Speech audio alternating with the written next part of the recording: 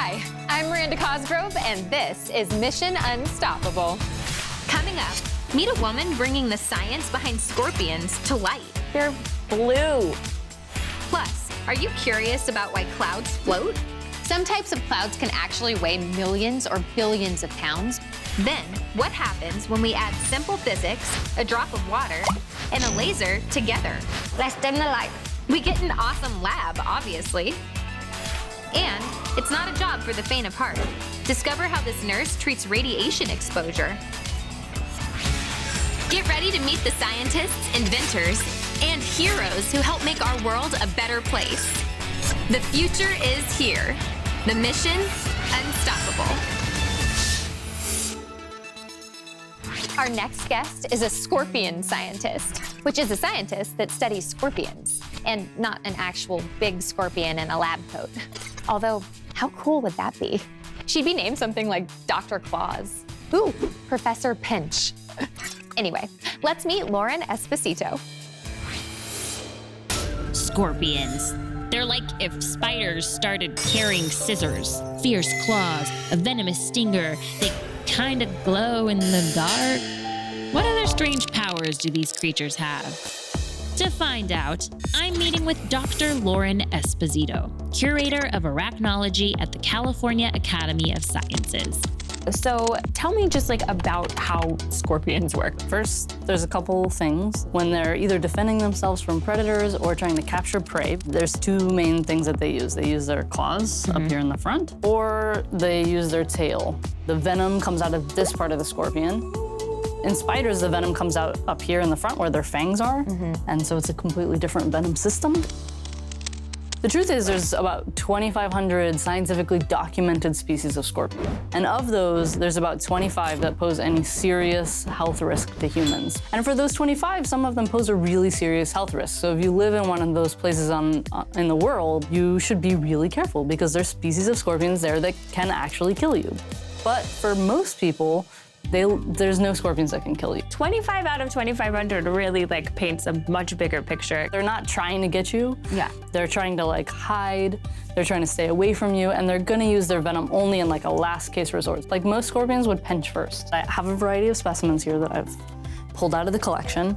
The first one is this really big scorpion that may look familiar to you. It's the emperor scorpion. These guys, because of the size of their claws, we have a really good indication that they almost never use their tail for protecting themselves. Turns out, scorpions can pretty much be divided into two main groups. Big, meaty claws with not very toxic venom, or really little claws with a strong tail and more toxic venom. The thing I really wanted to show you was one of the tools of the trade that we use to go out and find scorpions. And that is the portable ultraviolet light. Really just a black light like you might turn on to make your shoelaces glow or the blacklight artwork on your wall.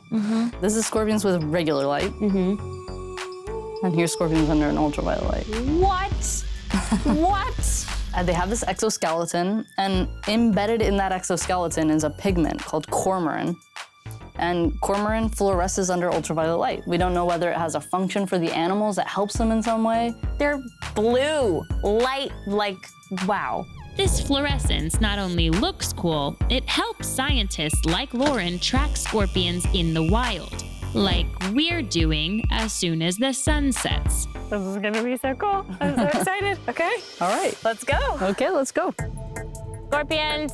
Scorpion. It doesn't take long for Lauren to find one. Oh, hello. Oh, hi. Woo! Boy. So this one here is a western forest scorpion, and it's one of the 3 scorpions that we could find here. Now it's science time. Lauren pops our new friend into a vial. They know how big the vial is, so this works as a measurement of the scorpion. Lauren snaps a photo on her smartphone, which also records the GPS coordinates. Yeah, you always do them from above because it's the best angle for humans and scorpions. Taking out her trusty field notebook, Lauren writes down everything, including the soil hardness and how far the scorpion was from the nearest tree. His contribution to science done, we take one last look at him before putting him back at the entrance of his burrow. It also crawled all over Lauren's hand, which is a thing I wasn't gonna do. but was pretty cool to see. The more scorpions we find, the better. So we're back on the hunt. This one is a sawfinger scorpion. Like our friend before, he's measured in a vial, photographed, and Lauren collects data about his surroundings. This kind of data helps her study the behaviors that allow these different scorpion species to coexist. We saw the western forest scorpion and the sawfinger scorpion. What was the one that we didn't get to see tonight? We missed the common California scorpion. Oh, so common. I mean, there is so much that I learned today, and this has been so cool. Shine bright like a scorpion. In my dressing room between takes, I like to check in with our experts, so I asked Lauren what she was up to. Check it out. Hey, Miranda. Since filming with you all, I've had a really busy couple of years. I've been super hard at work on a project called Islands 2030, which is dedicated to stopping the loss of species through extinctions on tropical islands all around the world by the year 2030. One of my favorite things about this project is getting to travel to some of these amazing islands and see some of their nature firsthand for myself. I hope with this project, we can better protect the unique plants and animals who call islands home. And students, as future leaders, are a really important part of that dream. Keep on inspiring the next generation in STEM. Bye for now. A cloud is made of a physical substance, water. Some types of clouds can actually weigh millions or billions of pounds because they become so saturated with water. But don't be afraid. Just because they're heavy doesn't mean a cloud will come crashing down on you. So grab a cup, because I'm about to spill the STEM tea on clouds.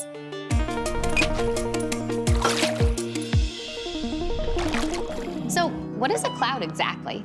Clouds form when water rises and condenses around dust, salt, or ice crystals in the atmosphere. The condensation is the reason we can see the clouds at all. Think of a window fogging up and becoming opaque. The Earth's atmosphere isn't just a void space. It's made up of physical particles. These particles are constantly layering and rearranging on top of each other as they move around the atmosphere. Just like oil floats on water because it's less dense than water, a cloud floats on air because the moist air in clouds is less dense than the dry air. Though they're all made of water or ice crystals, clouds take on many different appearances, mainly dependent on their temperature, density, and how high up they materialize. How a cloud looks can give us secret clues about what's happening or about to happen in the atmosphere. I wish it were more juicy, but their gossip is usually just about rain and sleet and such. Scientists classify clouds according to their appearance and height. By appearance, clouds fall into one of two major types: vertical development, formed by the condensation of rising air, and layered, formed by condensation of air without vertical movement. Both involve condensation of air, just in different directions, so they take on unique shapes. By height, clouds fall into four classes: high, middle, low, and vertical development. Now for the fun stuff: cloud names. I mean, they're scientific classifications. Most terminology we have for clouds comes from Latin origins, and these root words can be mixed and matched to create a bunch of combinations for describing what you see in the sky.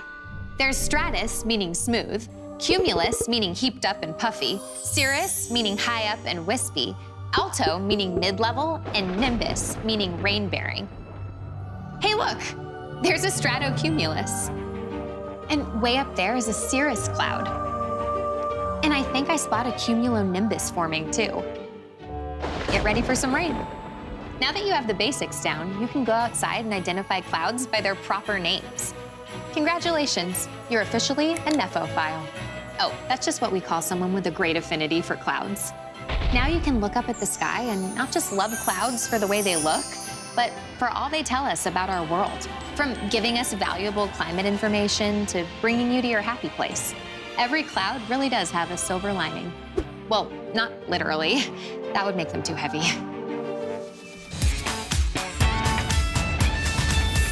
The best part of science is the baby otters. The second best part is running experiments in a lab. That's what we're doing now. There's a lot of life in the water around you. Now, I'm not talking big animals like sea turtles and river otters. I'm talking on the microscopic level. So bacteria, plankton, and algae. Sometimes you just gotta know what's in your water, and it takes a laser to do it.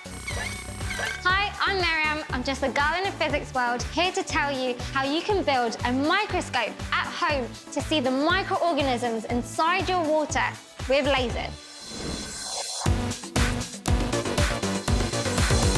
So here are the things that you'll need for this demo. You're gonna need a laser. If you are at home, then I recommend using a cat toy and some water. In today's demo, we have water from the San Francisco Bay and pool water. You're gonna need that in a pipette or a bottle.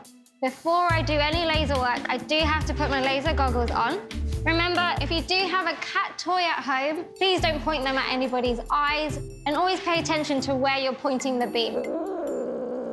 So I have my water and my laser on a stand, because imagine trying to hold this bottle and then trying to align the laser at the same time. My hands are too shaky for that. If you are going to do this at home, I recommend using some books or a cardboard box and align them to the same height. So the first one I want to test is the bay water. This is unfiltered, untreated. Before we shine the laser on, I want to squeeze out a droplet big enough that the laser can pass through it. And then the next step is to put the laser on. To see this better, let's dim the lights. And already we can see so much movement. There's loads of dots on the screen. These are all little bacteria, plankton, algae, anything that is really small and microscopic that is found in the San Francisco Bay. So the reason why we can see these microorganisms on our white screen is that the droplet itself acts like a lens. The laser is getting refracted twice inside the droplet, and then it's projected onto our white screen. So you're magnifying the image of what is happening inside the water. So they kind of look like they're in a little tornado in there. So we expect bay water to have microorganisms in it. But what about pool water? So we've changed the bay water now into pool water. And the first thing I see is basically less action. So occasionally you might see some microorganisms going around. These microorganisms look a lot bigger than the ones in the bay water. So this could be because of the chlorine or the bromine that we use to treat pools, killing off all the smaller microorganisms and leaving only the bigger ones. So I'm glad that we do treat our pools with chlorine or bromine, so we're not swimming around with loads of microorganisms like in the bay water. Now that we've compared the water, we can turn the laser off and put the lights back on. I work in a lab like this, and I have access to loads of scientific equipment and gear that allows me to do cool science every day. But I think it's cool that you can do science at home and see the wonders of the world in a whole new light, laser light. Now that is what science is all about. And now it's time for, oh, wait, let me animate myself. Science Minute with Miranda Cosgrove. That's me. Hey, up here! I'm on top of one of the tallest skyscrapers on the planet. It's a good thing I'm not afraid of heights. When buildings get this high, their biggest problem is the wind. Early skyscrapers would sway nauseatingly whenever it was gusty outside. That's because when lots of air gets pushed up against a building, it can create powerful whirlwinds that spin off of the corners and tug the structure from side to side. So modern skyscrapers, like this one, have a secret weapon called a damper, which is basically a giant weight connected to a wind monitor. When the wind really starts blowing, the weight shifts to counteract the force of the wind and keep the building from swaying. Many of the tallest buildings in the world have a damper, but the tallest building, the Burj Khalifa, at over a half-mile tall, was instead designed to be thin and aerodynamic. Basically, it slices through the wind like a wing, so the air can't pile up in the first place. Speaking of wings, it's time for me to fly. What do you do when there's radiation contamination? Me? I just scream a lot. But that's why I'm not a specially licensed vocational nurse like Elizabeth Ortiz. When an accident strikes, the military turns to a fearless team of first responders. When every second counts, they're just the people to save this victim from a radiological threat. What kind of danger is she in? None at all. This is a drill. This might win the Academy Award. So how exactly does this reenactment work? Let's see it without the fancy fake movie trailer. To do that, we'll need a hero like Elizabeth Ortiz. Elizabeth is a licensed vocational nurse at White Sands Missile Range in New Mexico. She is not only trained to treat ordinary patients, she's ready to help with extraordinary problems. So one of the things we do here is we are here to respond in case there is a radiological accident. Say I have a radiological accident, which, you know, knowing me, that's like every other Thursday. What do I do? How do you deal with that? First thing we would do is have our emergency response team come in and suit up. What do the suits look like? This here is what the suits look like. Oh, you didn't tell me they were so trendy. Yes. So the thing you would hear overhead call here in the clinic would be code purple. Dare I? Code purple! Oh my goodness, it's happening. Oh wow. Oh. The goal is to get dressed and out the door in 2 minutes. With radiation poisoning, every second counts. So this is a team that would go and pick up our patient after if there was any accidents that happened. So some of them are white and then some of these are the tasteful tan. So these are our practice ones and these are more of our ones that we have. So that's why you see everybody has their locker with their two practice one and a real deal. And then so that way anyone else who's watching will know, hey, this one, we're just practicing. Right, exactly. No need to panic. Can I get into my suit? You definitely can. Okay.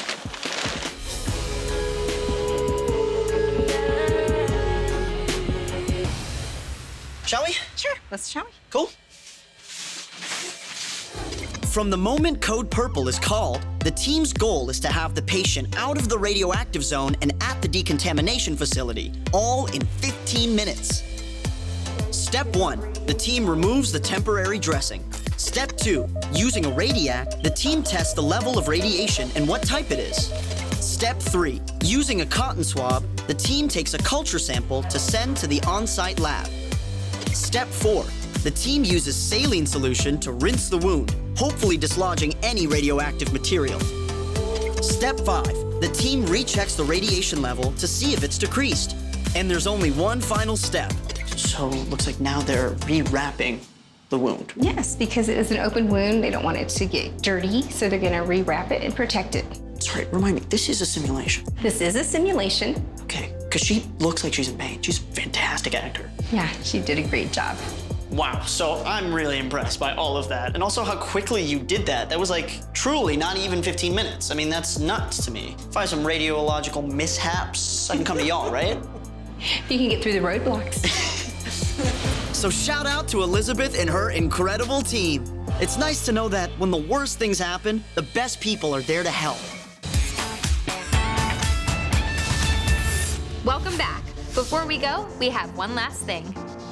The most important thing is finding what you're really passionate about, because that's gonna make work feel a lot less like work and a lot more like fun. Do what you want to do and let no one discourage you from what it is you want to do. If you want to be a doctor, a scientist, an astronaut, figure out what it is you need to do and go for it. That's it for this week's Mission Unstoppable. Maybe we'll finally have someone do trigonometry next week. We've just been waiting on a sign. Wave.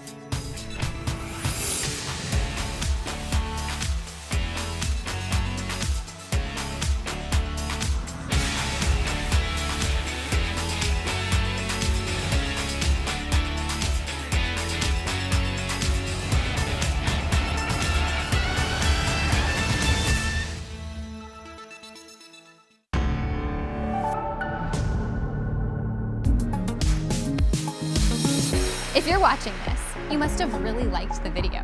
Make sure you follow and subscribe, and check out these other videos that are even better. No, really. I've seen this one over 100 times.